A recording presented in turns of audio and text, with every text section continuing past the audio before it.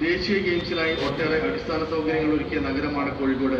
Medical college, Olympian Abdurahman സ്റ്റേഡിയത്തിൽ ദേശീയ school കായികമേള നടത്തുവാനുള്ള സൗകര്യങ്ങൾ നിലവിലുണ്ട്.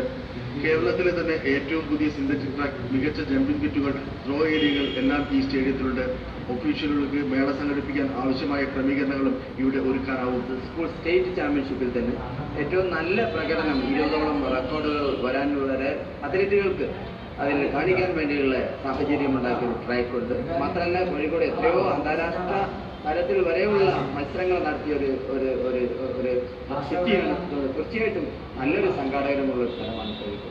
ദേശീയ സ്കൂൾ കായികമേളയ്ക്കെത്തുന്ന കായിക താരങ്ങൾക്ക് താമസമൊരുക്കുവാൻ സ്റ്റേഡിയത്തിന് അടുത്ത് നിരവധി സ്കൂളുകളുണ്ട്. കൂടാതെ പരിശീലകർക്കും ഒഫീഷ്യലുകൾക്കും താമസ സൗകര്യം ഒരുക്കുവാനും കോഴിക്കോട് സ്ഥലമുണ്ട്.